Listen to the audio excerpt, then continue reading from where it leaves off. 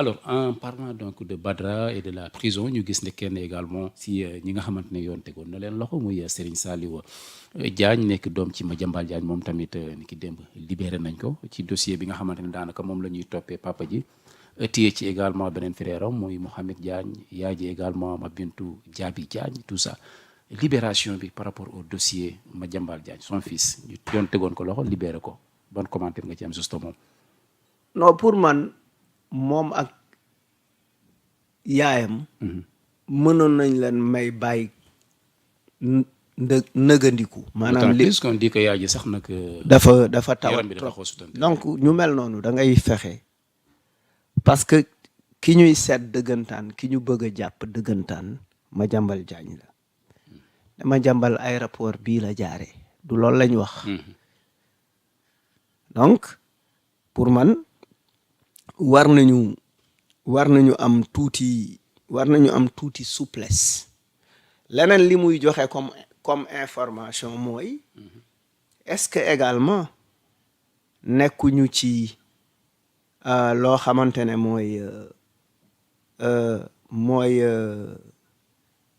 mooy diligence mooy souplesse est-ce que nekkuñu effectivement ci wàllu justice di yolomal naan en fait jàpp beeg tëj bi bëri na gis nañ la sortie du premier ministre bi mu demee assemblée ci question d'actualité ni mu waxee par rapport waaw xam nga loolu mën nañ ne c'est une conséquence de cela donc mën nañ ci def lien ni premier ministre waxee ak xew ni mën nañ ne conséquence su lool la parce que c'est bien que le premier ministre génn ne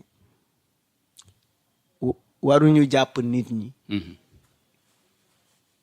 te amuñu preuve waruñu téye nit ñi téye bu yàgg et cetera c'est vraiment super loolu bu ko waxee maintenant nag d'un point de vue politique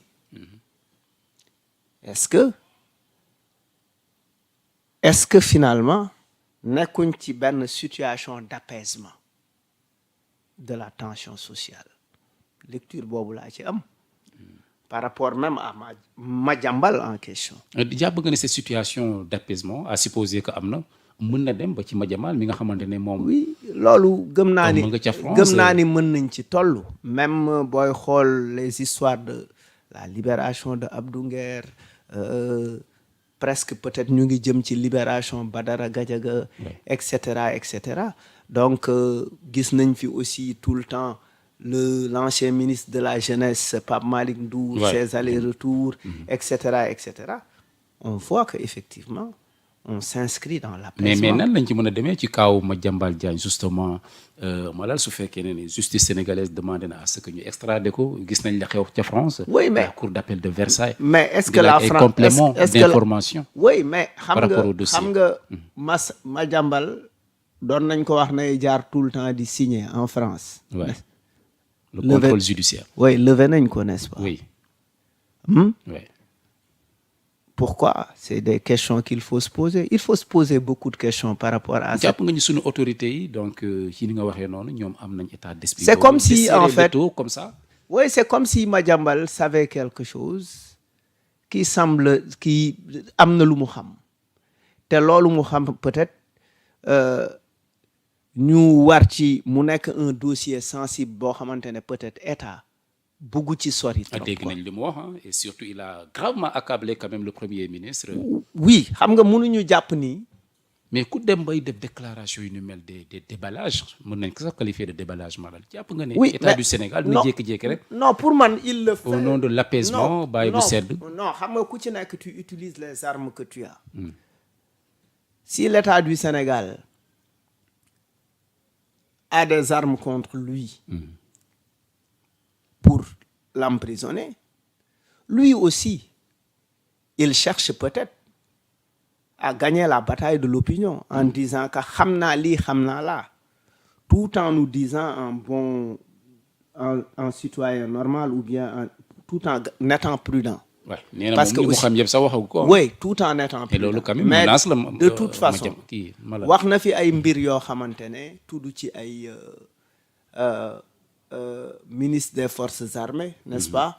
wax na fi ay affaires yu bëri. Et jusque-là, oui. document bu mu ko envoyé. Mais jusque-là, on n'a pas entendu l'État ou une personnalité de l'État tontu ci li mu wax ñu tontu ci. mais selon toi sa jàngat Malal information yu ni mel yoo xamante ni daanaka ku ko dégg rek fàtt nga say nopp pourquoi l'État n'a pas réagi par rapport à ça. oui sa peut-être jàngat. non peut-être que l'État mënuñu comparer aussi État ak Madiambal Diagne parce que l'État est plus fort. mais li mu wax dafa grave aussi hein.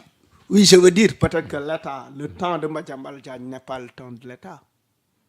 Peut-être que l'État est en train de chercher ce qui est vrai et ce qui n'est pas vrai dans ce qu'il dit. Peut-être que l'État nekkul di wax ni li Madiambal di wax du dëgg. L'État peut-être cherche à savoir qu'est-ce qui est vrai dans ça et qu'est-ce qui n'est pas vrai. Parce que yi mu wax y a des aspects d'ordre sécuritaire. Il y a énormément de choses. C'est des questions très très sensibles. yoo xamante ne tout de suite État mënul yeewu rek parce que affaire bi État aussi. peut se dire balaa ñuy wax ci situation bu demee nii. il faut que quand même qu'on comprenne les tenants et les aboutissants. Quels sont les contours de tout ce qu'il dit lan moo ko wundu ndax dëgg ngi ci ndax du dëgg bu dee dëgg la naka la amee et cetera et cetera et cetera. C'est-à-dire affaire État aussi du fonctionner. L'État organise sa communication. L'État c'est pas un marché. L'État c'est pas du n'importe quoi du waxe nu ne. Donc et je suis sûr que l'État prend très au sérieux ces déballages. Maintenant nag l'État peut-être est en train de chercher qu'est-ce qui est vrai et qu'est-ce qui n'est pas vrai dans ce qu'il dit. Parce que mais li jar a bàyyi xel mooy Madiambal Diagne li mu bëgg a transmettre comme message. lan la au juste auprès de l'opinion. C'est pour dire qu'il est blanc comme neige. Et que effectivement il est li ñuy def nii c'est un acharnement politique. mais pourtant kenn rek lay indexé hein, c'est le premier ministre Ousmane Sonko. oui su fekkee ne dafa bëgg a blanchir boppam comme neige on voit quand même qu'il est en train de peindre le premier ministre. oui mais xam nga en fait pourquoi waxul keneen pourquoi muy wax Ousmane Sonko. parce que xam na ni en fait. c'est aussi l'homme fort. C'est aussi quelqu'un de très fort du point de vue de sa position. C'est un premier ministre, mais aussi c'est en termes de représentativité. Li Ousmane Sonko di représenter aujourd'hui peut-être mën nañu wax ni romb na sax premier ministre quoi. Parce que effectivement Madiambal joue un peu sur ci un peu loolu lay jouer. Pour transmettre pour dire que en fait liñ may waxal amul. Parce que en fait depuis que bi Madiambal di wax. bi mu commencé def ses déballages. On ne parle plus. gars yi dañu noppi. Non, on ne parle plus de l'affaire. On ne parle plus des milliards de liñ koy topp li ñu jàpp ni moom lañ koy toppee. On ne parle plus du dossier. C'est-à-dire est-ce que c'est pas une stratégie et cetera et cetera. Est-ce que am na est-ce que amul le temps nous édifiera. am na wala amul kay defe naa fu mu nekk nii ci état du Sénégal la des parce que la justice française demandé na à ce que ñu jox leen un complément d'information par rapport ak li ñu koy toppee ndax jàpp nga ne dinañ dem ba état du Sénégal quand même yëkkati ces preuves là tangibles le complément d'information envoyé à la justice française pour ñu mën ko extraire. Oui mais un état transparent fera cela. bu ñu ko deful nag transparent wuñu. si l'état n'est pas parce que quand tu demandes jàpp naa ne am na parce que nous avons une coopération avec la France. Sur le plan sécuritaire, sur le plan économique, diplomatique, mais sur le plan diplomatique, etc., etc. Donc jàpp naa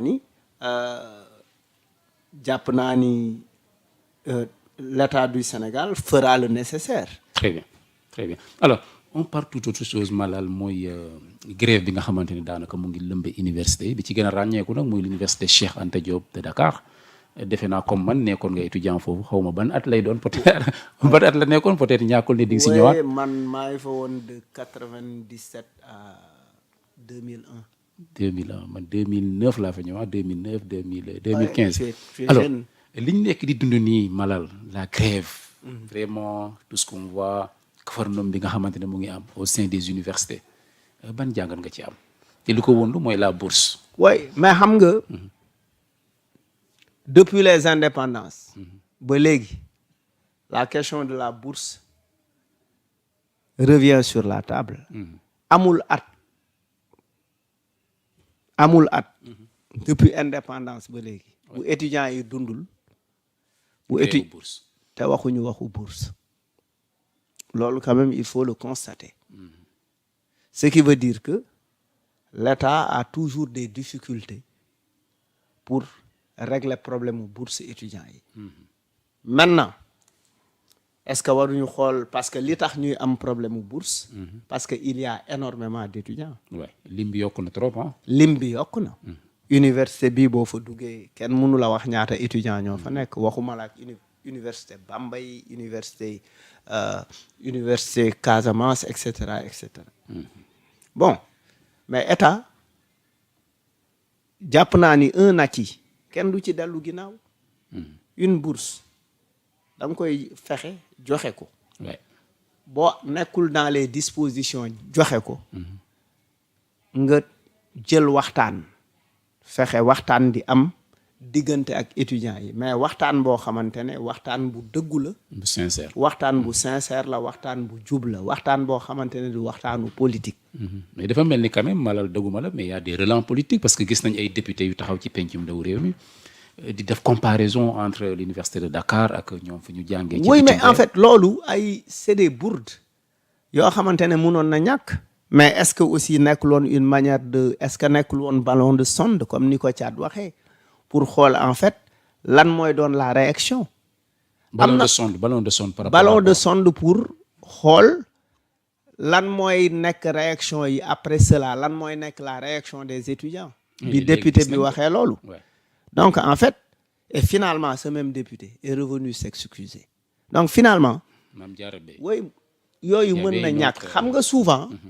nit ñi ils sont dañuy excessifs ils s'excitent c'est-à-dire souvent tu peux dire des choses pour plaire au chef pour dire que situation bi mu amee député nangam moo am fitu moo régler problème parce que moo am sañ-sañu wax ak étudiants yi moom wane na ni moom ñeme na étudiants yi. nga jàppale dañ doon wax pour lu neex Ousmane Sonko parce que quand on parle du chef quand même on pense pas ci contexte bi à Bassirou Diomaye Faye mais au premier ministre Ousmane Sonko. mais souvent les gens le font toujours il y a eu des députés sous Macky Sall qui ont dit des choses désagréables yoo xamante ne mënoon na ñàkk mais souvent ils disent des choses comme ça sans mesurer conséquences su li ñuy wax. et puis parlement dans le parlement on n'est pas là pour représenter le chef on est là pour représenter le peuple les étudiants font partie du peuple. Le parlement on doit discuter des problèmes du peuple parce que le député il est le représentant du peuple à l'Assemblée. Donc da ngay fàtte le président fàtte parti bi nga bokk jiital askan wi. Majoritairement les étudiants ont énormément contribué à l'élection. gis nañ fi sa concert de casserole ñu doon. Oui mais ils ont les étudiants dans tous les processus démocratiques. Les étudiants jouent un rôle très important. Les opposants s'allient toujours avec les étudiants. Le pouvoir cherche toujours à avoir les étudiants à ses côtés. Mais maintenant, il faut dépolitiser l'université. Mais ci naka xamul tax parce que foo dem ci université bi il y a des amicales. Et les amicales sont souvent soutenues par des partis politiques d'opposition ou du pouvoir. Étudiant nga xam nga ko.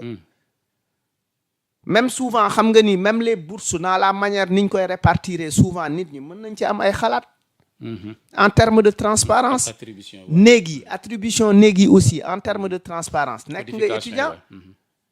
Souvent sax pour nga am chambre individuelle ñi nekk ci amicale yi ils ont tout ce qu'ils veulent. Il y a des choses maintenant nag dafa am ci lu mu bëgg a taxaw. mooy lan. il faut que ñu bàyyi taal. étudiants yi. non ñëpp taal mais taal il faut c'est comme aujourd'hui on veut avoir la culture du feu c'est-à-dire gëm ni taal solution la quoi. Et puis